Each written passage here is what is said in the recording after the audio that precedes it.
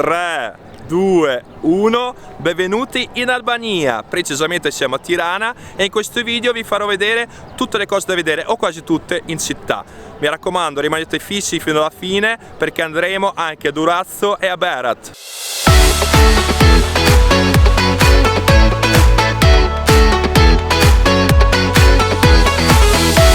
Finalmente sono sbarcato all'aeroporto di Tirana. La prima cosa che vi consiglio appena uscite dall'aeroporto è arrivare giù in fondo ci sono gli autobus che con 4 euro, cioè 400 lek, vi porteranno direttamente in centro della città e ci mettono in circa mezz'ora.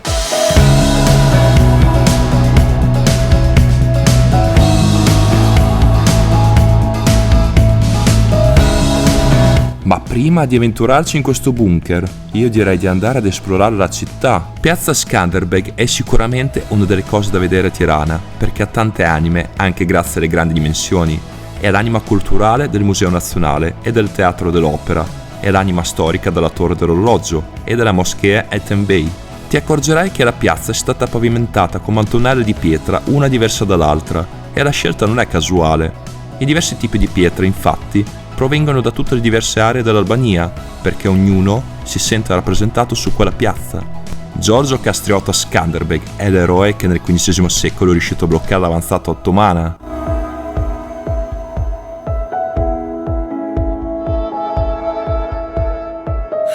Moschea Ethem Bey, andiamo a scoprirla insieme. È stata fondata alla fine del XVIII secolo. La moschea è una delle poche ad essere risparmiata dalla devastazione alla fine del 1967. Il 18 gennaio del 1991 10.000 persone entrarono sventolando la bandiera dell'Albania. Questo evento segnò il principio della caduta del comunismo. Si può ammirare la magnifica architettura della moschea, le sue pareti, finemente decorate e soffitti affrescati secondo la tradizione orientale. Nell'arte islamica è molto raro trovare dipinti di natura morta.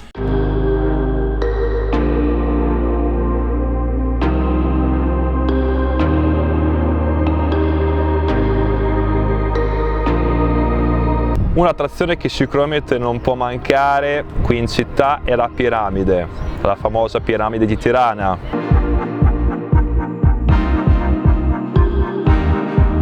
L'edificio è stato eretto nel 1988 come mausoleo e museo del post-comunista Enver Hoxha e il corpo del dittatore non rimase lì a lungo.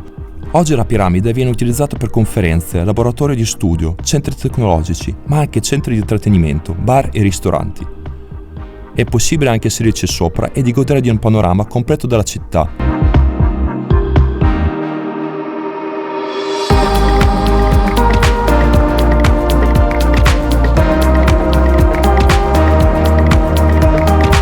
La sede della polizia segreta albanese durante il regime si chiama la Casa delle Foglie.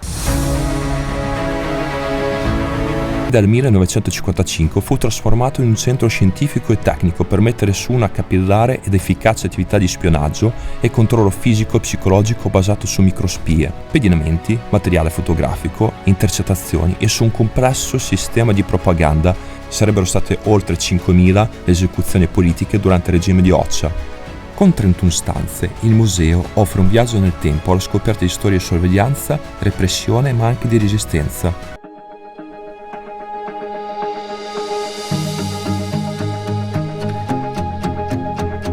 Raga, dalla piazza Skanderbeg potreste intraprendere una bella passeggiata lungo lo storico viale Decimere Combit e arrivare fino in fondo, fino alla piazza di Madre Teresa. La piazza Madre Teresa è circondata da edifici costruiti da architetti di spicco del ventennio fascista italiano.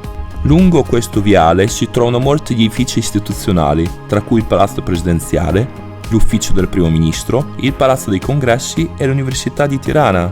Assolutamente da vedere per rendersi conto a colpo d'occhio di quanto dimenticato o volutamente tralasciato sia il colonialismo italiano e tutto ciò di cui si è reso colpevole.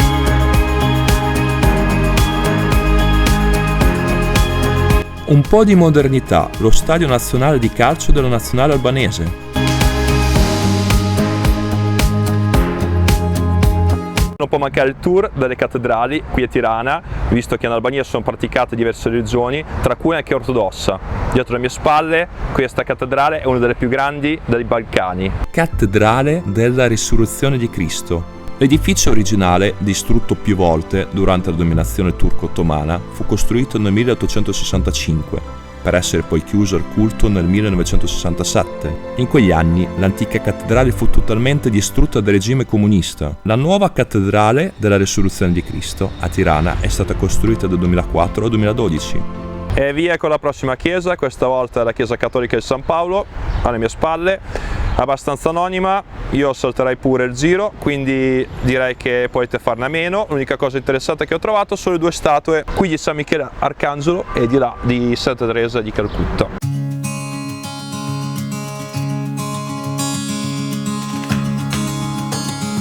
Ma guardate quanto imponente la grande moschea di Tirana. Pare che i lavori siano ultimati e a breve sarà aperta al pubblico.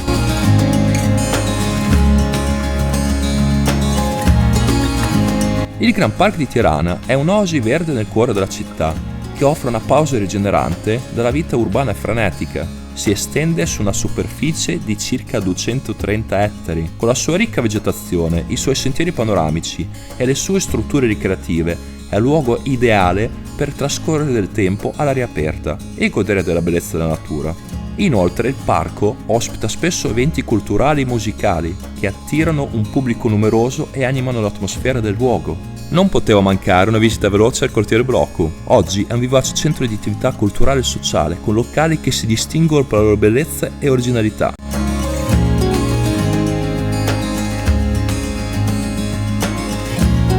Amici, ci è fatto buio ed è ora di cenare in una tipica trattoria albanese. Abbiamo trovato appunto questa qui vicino al centro e si chiama Konako Tezes.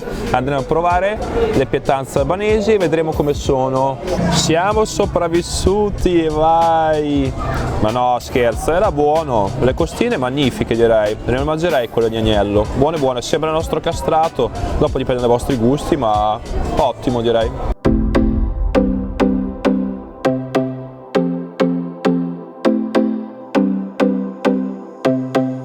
Buongiorno, oggi siamo a Durazzo, iniziamo dal molo e proseguiamo verso le spiagge, quindi rimanete sul pezzo e andiamo avanti con la nostra visita anche al di fuori di Tirana. Durazzo, la seconda città più popolosa dell'Albania e anche più antica del paese. Si data la sua fondazione al 626 a.C. Situato nel cuore della città vecchia, il castello di Durazzo è una fortezza imponente che risale al VI secolo d.C., costruito durante il periodo bizantino.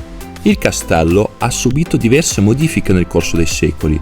Lungo le mura si trova la torre veneziana di Durazzo.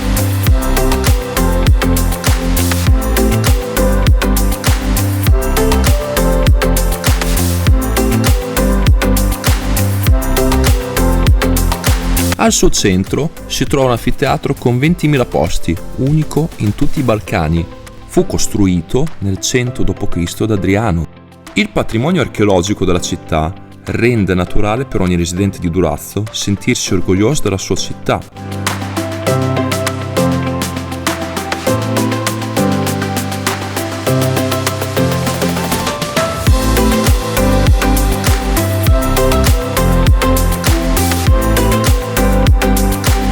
Ed eccomi sul lungomare di Durazzo, è un po' distato dalla città, 10 km circa, ma è completamente diverso. Il mare è molto più bello, pieno di stabilimenti, spiagge, hotel, molto carino. Adesso si vedono poche persone in giro perché siamo fuori stagione, ma sta per iniziare, per cui ci facciamo questa passeggiatina con la nostra guida che ci sta spiegando un pochettino di storia e tra un po' ci prendiamo un bel caffettino albanese.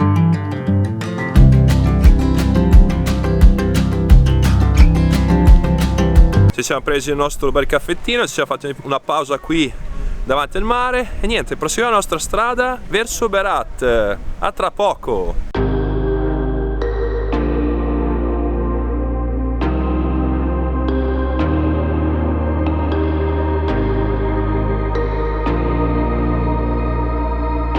Berat ha oltre 24 secoli di storia dell'arte e di cultura. È una di quelle città rare che appartengono all'umanità, Basti pensare che era già un grande centro cittadino quando Londra era ancora un villaggio.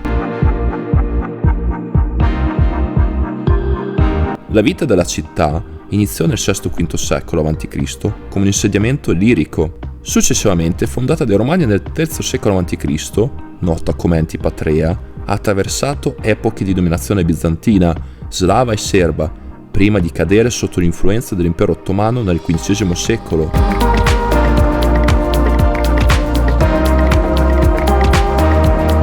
Museo Onufri è dedicato ad uno dei pittori più importanti nella storia dell'arte albanese. Famoso il suo rosso Onufri, una particolare tonalità dalla resa molto vivida, la cui composizione rimane tutt'oggi segreta.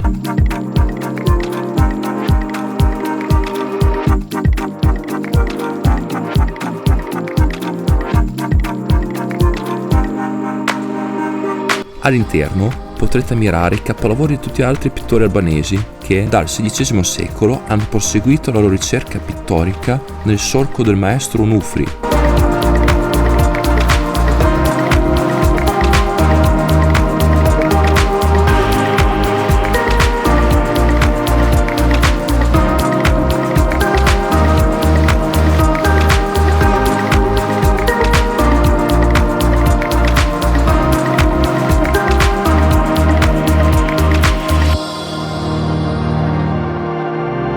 Castello di Berat, una cittadella fortificata bizantina poi sviluppata dagli ottomani, che racchiude ancora molte case originali abitate, chiese ortodosse e moschee.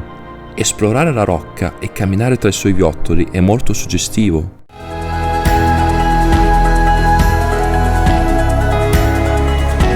Qualche Mercedes buttato qua e là.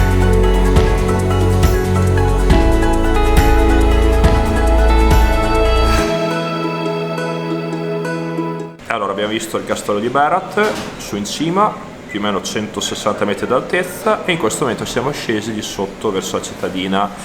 Siamo all'interno di un locale, tipico localino per prendere qualcosa al volo, stuzzichiamo un bel kebab, che qui è tanto buono, e proseguiremo verso la cittadina in basso a vedere altri due quartieri.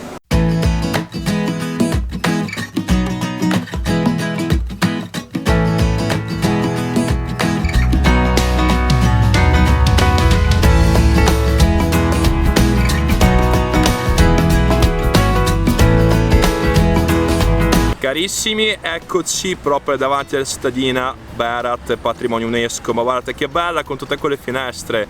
E vi dico un'altra cosa che la nostra guida bravissima ci ha precisato: si chiama la città di una finestra sopra l'altra, non 1001 finestra, anche perché è stata tradotta male e da quella volta in poi tutti quanti un po' la chiamano così, ma è sbagliato, quindi bisogna chiamare una sopra l'altra di finestre.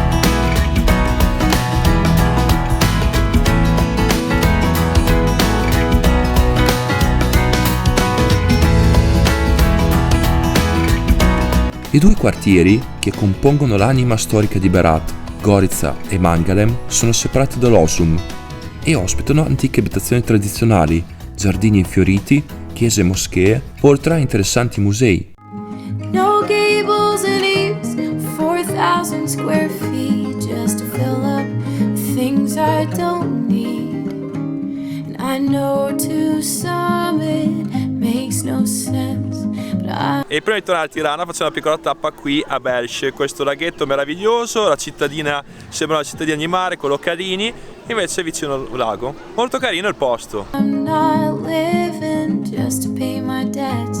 I've got nothing against that white picket fence or those. Ed è ora di tornare in città. Pazzariri, una delle attrazioni da vedere qui a Tirana, è Mercato Nuovo. Potete fermarvi di giorno, comprare qualche cosina e mangiare, ci sono tanti localini, ma anche la sera, come in questo momento c'è un'attività enologica del vino e degustazione, presumo c'è sempre un palco della musica, e proseguendo nel viale qua giù in fondo ci sono altri localini dove si può fermarsi per mangiare qualcosa di tipico. È giunta l'ora di cenare, questa volta abbiamo scelto un altro localino, Oda Garden, non vedo l'ora di entrare dentro.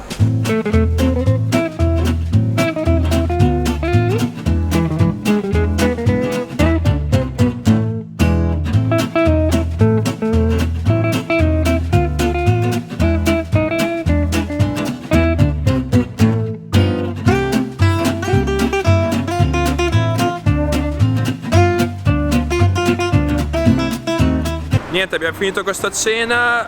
A dir vero mi ha un po' deluso questo da Garden, ma sicuramente abbiamo sbagliato un po' le pietanze perché le polpette erano un po' dure, la zuppa un po' troppo sapida. Vabbè, la pancia ce l'abbiamo comunque piena. Carissimi, è domenica mattina, come di consuetudine dovremmo trovarci, non so, a bere un bel caffettino, una bella colazione, invece no, guardate bene, siamo qui proprio in periferia di Tirana, che bellezza, vero? Ma non preoccupatevi, non è il mio scopo di questa mattina, perché mi sto dirigendo verso Bunkert 1, il bunker principale qui a Tirana, e non vediamo l'ora di vederlo. Ultimo giorno a Tirana, lasciamo il nostro bed and breakfast. Sky Tower, al 18° piano, si trova un bar dove potrete ammirare il panorama della città a 360 gradi.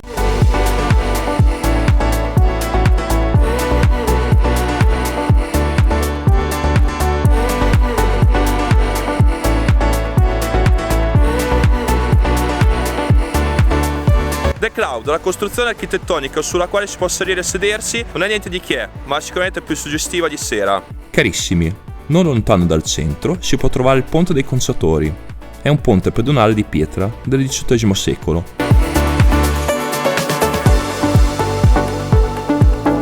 Ogni tanto sbuca un palazzo qua e là nuovo di pacca, guardatelo com'è alto.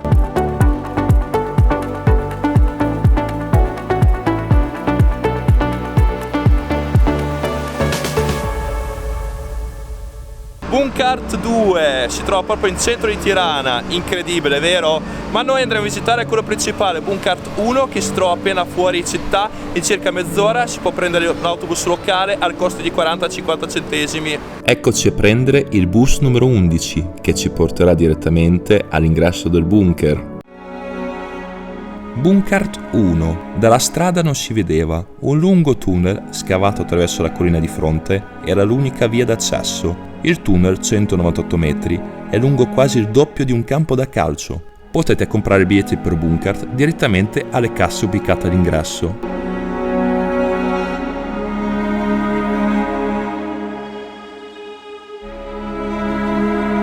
Enver Hoxha è stato dittatore albanese per 4 decenni. Ha governato il paese con un marchio di autarchia stalinista progettato per trasformare l'Albania in un moderno paese indipendente. L'Albania ha rotto le relazioni con la Jugoslavia nel 1948, l'Unione Sovietica nel 1961 e la Cina nel 1979, tutto a causa di un presunto abbandono del dovere socialista. Da questo venne la paranoia. Hoxha, un ex partigiano che aveva combattuto i tedeschi nella seconda guerra mondiale, credeva che i nemici, sia da est che da ovest, pianificassero di invadere l'Albania. Ordinò un enorme programma di costruzione di bunker, che avrebbe consentito a Hoxha, mentre i cittadini albanesi affrontavano il nemico, di comandare la resistenza in tutta tranquillità.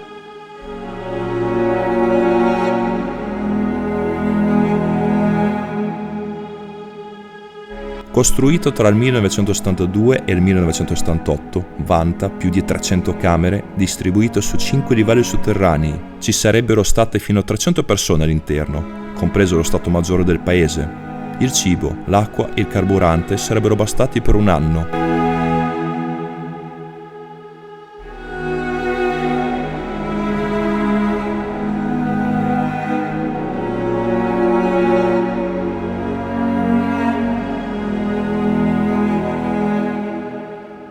Questa struttura, che un tempo era un bunker sotterraneo, è stata trasformata in museo che offre ai visitatori un'esperienza immersiva e coinvolgente.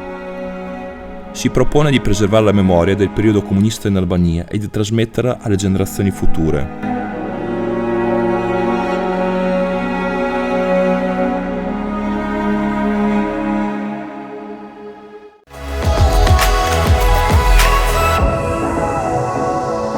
E prima di tornare a casa non potevo di certo mancare la pizza qui a Tirana.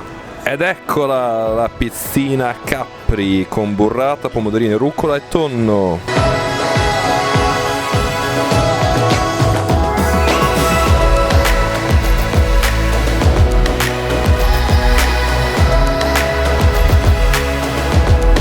Che dire dell'Albania? L'Albania mi ha colpito, mi ha stupito, ho visto un cantiere a cielo aperto, ci sono un sacco di costruzioni, edifici che si stanno costruendo anche molto moderni, per cui io penso che tra 10-15 anni vedremo una Tirana molto diversa, un'Albania molto diversa. Questo popolo ha sofferto in passato e si è aperto, in questo momento vedo molto orgoglio, gentilezza, accoglienza, per cui è un paese che vale la pena di visitare. Carissimi, questa avventura è giunta al termine, per cui come sempre chiedo il massimo vostro supporto con i like, commenti, se c'è qualcosa che vi è piaciuto, di interessante, e iscrivetevi al canale se non foste ancora iscritti. È gratuito, inoltre può aiutare tantissimo questo progetto. Ciao, alla prossima!